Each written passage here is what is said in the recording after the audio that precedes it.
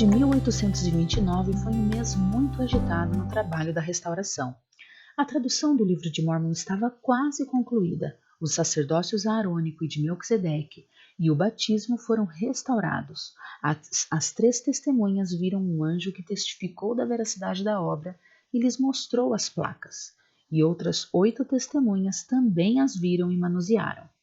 Enquanto Joseph e Oliver traduziam em Fayette, eles encontraram informações sobre as ordenanças do sacerdócio, os procedimentos da igreja e os 12 apóstolos e queriam saber o que precisavam fazer para organizar e edificar a igreja. Joseph orou e recebeu a seção 18. Oliver foi inspirado a escrever uma lista de ordenanças e convênios essenciais para a organização da igreja, a partir do manuscrito do livro de Mórmon. Era chamado de Artigos da Igreja de Cristo, e o Senhor disse a ele se ele confiaria nas coisas que estão escritas e as usaria como um alicerce para edificar sua igreja, seu evangelho e sua rocha. Então, os portões do inferno não poderiam prevalecer contra eles. O Senhor disse que o mundo está amadurecendo em iniquidade e os filhos dos homens precisam ser incitados ao arrependimento. Ele ordenou que Oliver e David clamassem arrependimento a este povo, com o mesmo chamado para o qual Paulo, o apóstolo do Novo Testamento, foi chamado. Joseph disse que essa revelação revelou o chamado de 12 apóstolos nos últimos dias. A palavra apóstolo significa enviado, e o Senhor disse a Oliver e David que eles foram enviados para clamar arrependimento a todas as pessoas e lembrar que o valor das almas é grande aos olhos de Deus. Porque cada um dos filhos de Deus é muito valioso.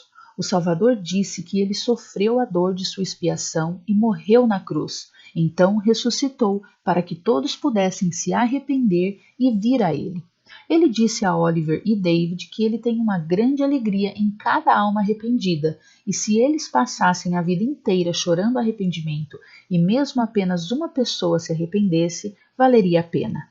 Sua alegria com aquela alma seria grande no reino de Deus, mas quão maior seria sua alegria se muitos se arrependessem. Precisamos lembrar que a primeira pessoa que devemos salvar somos nós mesmos, então podemos sustentar nossa própria família e outras pessoas e encontrar grande alegria no reino de Deus. O Senhor disse-lhes que seguissem os ensinamentos do livro de Mórmon e orassem com fé pelo Espírito Santo. Depois pregassem o Evangelho com fé, esperança e caridade, e convidassem todos a virem a Cristo e tomarem sobre si o seu nome. Ele disse que eles não deveriam lutar contra nenhuma igreja, a não ser a igreja do diabo, o que se refere a qualquer pessoa ou organização que busca impedir a obra de Deus. Mas todos os que se arrependem e são batizados em nome de Jesus Cristo e perseveram até o fim serão salvos no reino de Deus. O Senhor comissionou novos apóstolos e profetizou sobre seu chamado para ir a todo o mundo para pregar seu evangelho, batizar em seu nome e ordenar sacerdotes e mestres. Ele prometeu que sua graça seria suficiente para salvá-los se escolhessem andar retamente diante dele e não pecar. Oliver e David receberam a incumbência de pesquisar os 12 e os reconheceriam por seus desejos e obras. Esses 12 apóstolos deveriam seguir as instruções do Senhor, embora um quórum completo não fosse chamado por 6 anos. Em 1835, as 3 testemunhas, Oliver, David e Martin, convocaram o coro dos 12 apóstolos e o mandamento do Salvador para testificar que ouviram que sua voz foi diretamente cumprida quando Doutrina e Convênios foi publicada. Joseph escreveu que enquanto orava em oração solene e fervorosa no quarto do Sr. Whitmer, ele foi ordenado a ordenar Oliver para ser um elder na Igreja de Jesus Cristo, e então Oliver ordená-lo. Antes de fazer isso, eles foram orientados a fazer o que os outros decidissem por voto, se eles os aceitavam como líderes espirituais. Isso estabeleceu um padrão na Igreja de ter um voto de apoio antes de ordenar ou designar alguém como líder da Igreja. No verão de 1829, Martin e Joseph terminaram a tradução e estavam procurando um impressor. Eles fizeram um acordo com Egbert Grandin, em Palmyra, para publicar 5.000 cópias do livro de Mórmon, mas ele estava preocupado com o quão bem esse livro controverso iria vender e queria o pagamento integral de $3.000 adiantado antes de começar a imprimir. Martin sabia que teria que hipotecar sua fazenda para levantar todo o dinheiro e estava preocupado que, se não vendessem livros suficientes, ele perderia sua fazenda pela qual havia trabalhado tanto durante toda a vida. Ele passou por uma prova de fé e pediu a Joseph um mandamento do Senhor. O profeta orou e recebeu a seção 19 em Manchester. A revelação começa com o Senhor reafirmando a Martin seu poder divino, de que haveria um fim para a luta entre o bem e o mal e que as obras de Satanás seriam destruídas. Ele fez uma distinção entre o fim do mundo, provavelmente referindo-se à segunda vinda, e o último grande dia do julgamento no final do milênio, após um curto período em que Satanás foi solto. Na seção 19, o Senhor nos deu um relato muito pessoal e em primeira mão de seu sofrimento no jardim do Getsemane e na cruz. Ele disse que tremia de dor, sangrava por todos os poros e sofria intensamente durante sua expiação para que Martin e todos nós pudéssemos nos arrepender e não ter que sofrer punições eternas e sem fim. O Senhor esclareceu o significado de eterno e sem fim, que são os nomes de Deus e seus castigos. Ele ensinou que sua punição pelo pecado não duraria para sempre, mas teve consequências eternas. Ele repetiu o tema do arrependimento muitas vezes ao longo desta sessão e disse a Martin: aprenda de mim e ouça minhas palavras. Ande na mansidão do meu espírito e você terá paz em mim. O Senhor pagou um preço infinito para nos salvar daquele terrível monstro da morte e do inferno de que Jacó falou em 2 Nef, capítulo 9. E cada um de nós finalmente decide nesta vida se acabará escolhendo a maneira de viver de Cristo ou sua maneira de sofrer.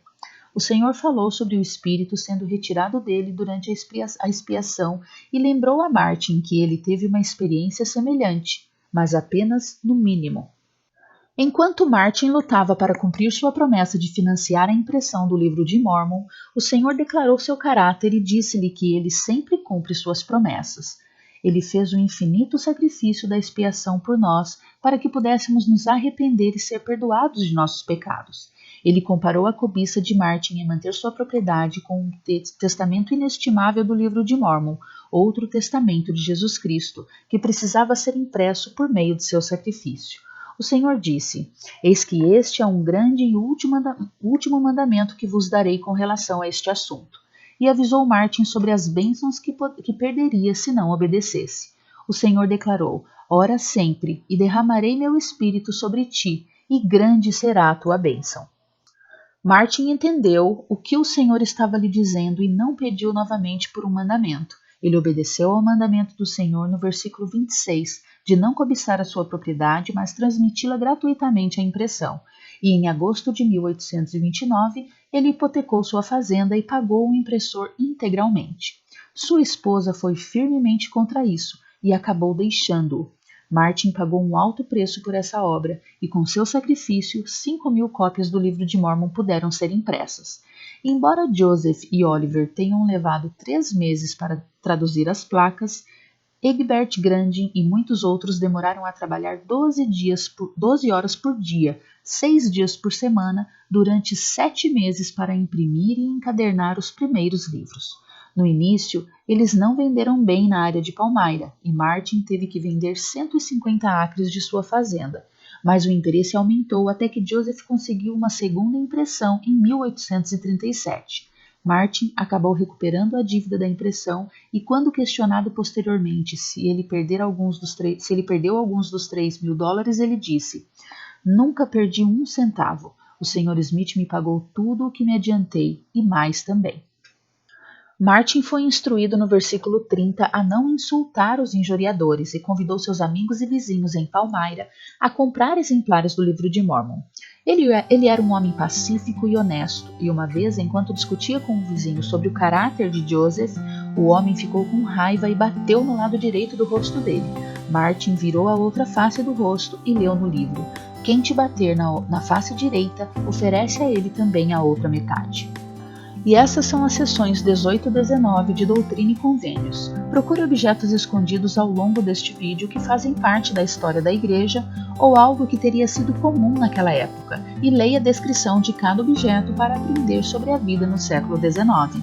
Você também pode procurar outras imagens ocultas ao longo do vídeo. Você pode baixar uma página para colorir e quebra-cabeças de atividades para cada sessão, que está no site etsy.com, na loja Ponderfun. Visite nossa página no Facebook ou ponderfun.com para encontrar mais coisas divertidas para fazer e você pode ouvi-las como um podcast. Curta e compartilhe esses vídeos com quem você acha que possa gostar e continuaremos fazendo novos. Obrigada novamente por assistir e encontre algum tempo esta semana para refletir.